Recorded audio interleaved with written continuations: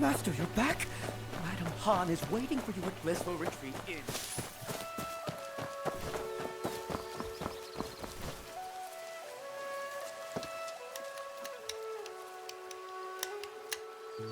Miss Han, more wine! What about my food, Miss Han? Is it ready? What is with this Miss Han? It's madam to you. Get me this, get me that. Go to the kitchen and get it yourselves. This year's Drunken Immortal Month just only started, and the madam's already fuming. That boy of yours has got you mad again, hasn't he? Well, speak of the devil. My, would you look at who the wind finally blew back home. Let's calm down first, Aunt Han. Being angry will give you wrinkles. I know. I should have come back earlier. But it really wasn't my fault. I was ambushed by a bandit in black at Uncle Jung's hut. And I... A bandit in black? Are you hurt? No, I wasn't hurt. It was just that the bandit was skilled, and my pendant was stolen. His swordplay was fierce and swift, always shifting and changing. He was like a raging storm. He brought down an entire bamboo grove. Ah, if only I could go to the jungle and learn martial arts.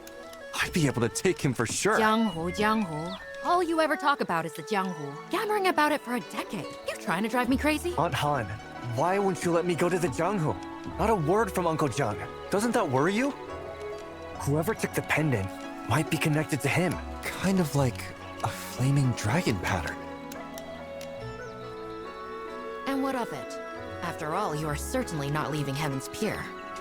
There are a lot of strangers in town lately. Do not stir up trouble. Hey, madam! Bring the wine, eh? Are you just going to stand there? Go bring those tables their wine.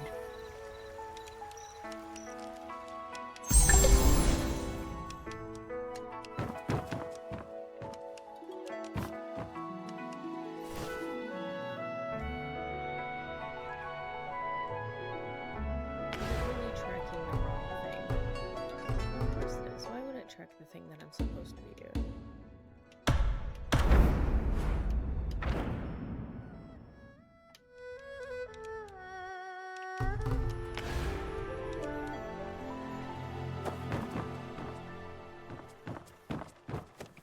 my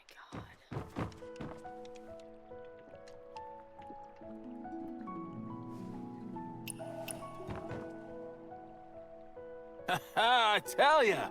No one's wine is better than Blissful Retreats. I'll be here for Drunken Immortal Month, drinking from the first day to the last. I'll stay as long as I can, what with the roads being so dangerous this year. They make me a nervous wreck. You southern road merchants don't know how good you got it. Try going north to Yanyin.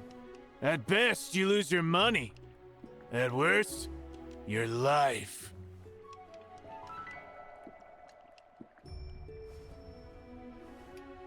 Southern Road? Which Southern Road? Have you been to Weiyang City? Well, young master, hello there. I'm heading east, passing right through Weiyang City. Is Blissful Retreat looking to do business there too? Business? No, I've just never been there. Curious, that's all. Well, I'm not much of a talker, but people say Weiyang makes the world prosper.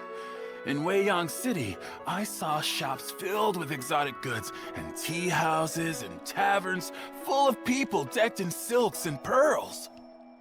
It's truly a place of silk, flowers, and honey. On the water platforms at street corners, they even offered dried fruits, fresh fruits, salted sours, and preserves. All changed daily and never a one missing. And it's all free. Free? Who pays for those fruits? Surely not every household in the city can afford such generosity. Have you forgotten who owns Weiyang City? Ah, you mean Master Wen? Exactly. Master One. His Weiyang City stands on water. Decorated doors, gates, towers, and pavilions, all rising from vast waves. Blue skies and distant waters as far as the eye can see. Such is the majesty of the foremost of the four. Since when did the four get ranked? Merchant fools only smell money. I don't care what the Zhanghu says. That's how we see it. Last year at Weiyang City's water festival, a woman stole a golden cup from Master One's banquet and wouldn't let go. She told Master One she sneaked out to see the Ember of East. Now that she had, she needed proof or her husband would beat her. And guess what happened? No need to guess. Just tell us. Master One had all the golden cups from the banquet thrown into the water for people to take. The water sparkled with floating gold. Real gold. All of it. Such a generous and righteous man. Of course he's the foremost of the four. Ah, if only I'd been there. I'd have a family treasure by now. If Weiyang City is so wonderful, why are you here in Heaven's Pier? Well, some are born to live there, others to run merchant routes. What can you do? Heaven's Pier is nice too. Not many places left where you can live in peace. So, young master, sell me 100 jars of parting tears today. And next year, I guarantee you can open a second inn in Weiyang City. You'd have to take that up with Aunt Han. For now, you all enjoy our drinks.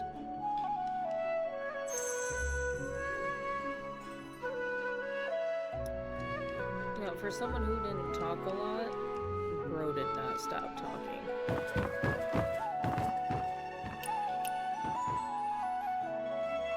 You came on the Northern Road, sir? Then, do you know what Yenyun is like now? We all know how cruel the Chitan are. 2 years ago, the late Emperor... his march to the north. I saw those troops by the Yellow River. So strong, so fierce. Who knew the commander would die, leaving the army with a bunch of fools? Good thing the Northern Vow kept Wang Qing's spirit and fought to the death, or none of us would be here. The march to the north? Ha! 2 years ago, the people of Yan'an sent all the supplies they had to the battlefield. And, well, for decades, it's been one war after another on account of this dynasty or that official. Yan'an's drained dry. Been ages since we've seen anyone take the road to Yenyun. If we stand together and keep the faith, Yenyun will be ours again. After all, aren't the heroes of the Zhanghu better than those Chitan dogs? Zhanghu Wanderers? If they were all trustworthy, would Wang Qing have fallen at Zhangdu Bridge? What's with that look?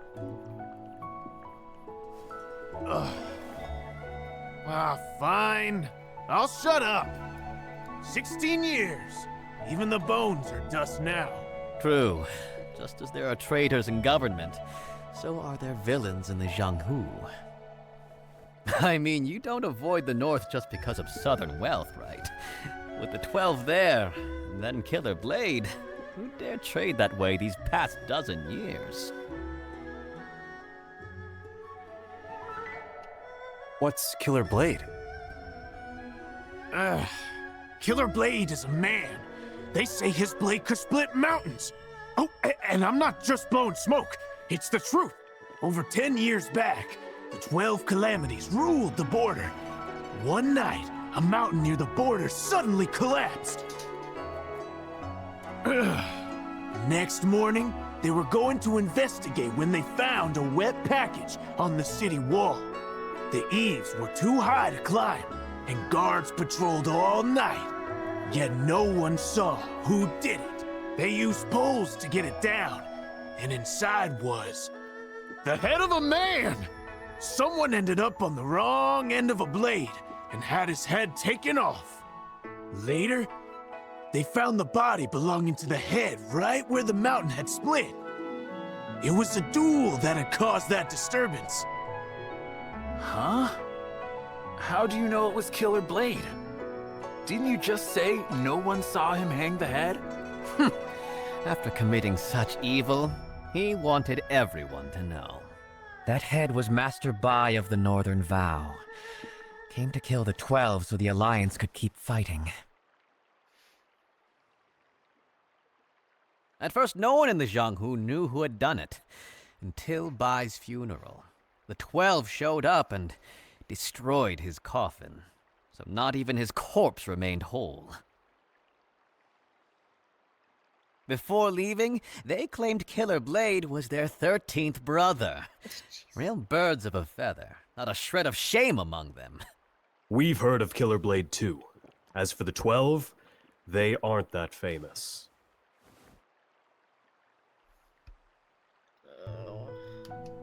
Were they in league together? The 12 calamities is old news. That's why you don't know. 12 people, all related, who just killed, robbed, and kidnapped. KillerBlade has his temper. Cross him, and you're dead. But he keeps his word. His parents died keeping a promise. So, you see, it's his family code. Well, that's why, after getting involved with the 12 calamities, he was always bending over backward. The 12 weren't happy about this. They wanted to part ways, but feared his temper. So, they set a trap at a banquet, and wouldn't you know, his blade left 11 dead. And KillerBlade took that and drank wine from it. Wine? Wait. Why 11? Weren't there 12? To tell you that, I'd have to tell you about that blade of his. Wine's gone.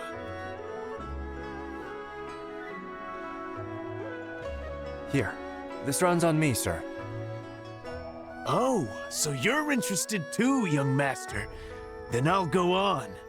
At first, KillerBlade was the name of his purple gold blade.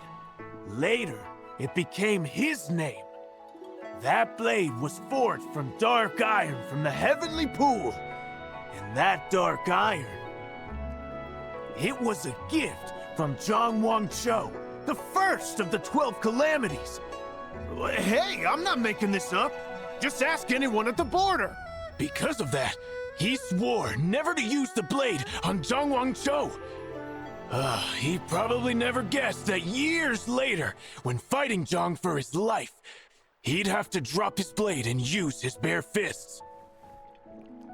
So Zhong had the advantage, 11 helpers, and KillerBlade's promise not to use his blade, and he still lost? KillerBlade must be some fighter. Nonsense, he's just lucky. Without Well of Heaven sex meddling, he'd be dead and gone by now. But luck can change. If a man doesn't value his life or try to do good, he tends to make enemies. Then KillerBlade can become the killed blade in no time.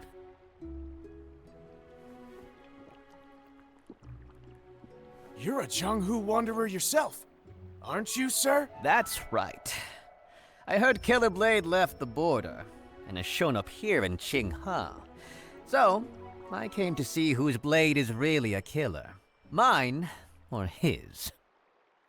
Ah. Young master, there's a guest in the side room. Go see to them for me, eh?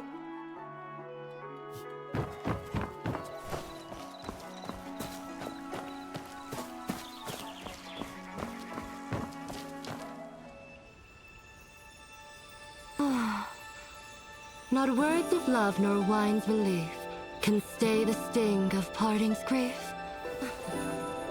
So this is parting tears?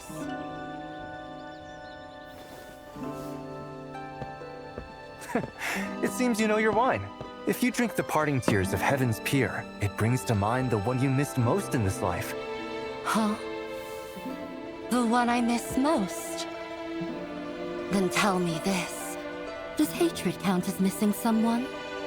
Well, missing someone means you're thinking about them, and love and hate both fit that bill, right? How interesting. If I can't taste wine this good again next year, that'd be a real shame. If you like it, come back next year when the pear blossoms bloom. Huh? Now that I look at you, you're quite lovely. I just wonder if that perky little nose has ever caught the scent of a swordsman. The scent of a filthy man. What are you standing there for? Already this hour and the serving dishes have yet to arrive. Go to the kiln and look into it. Right.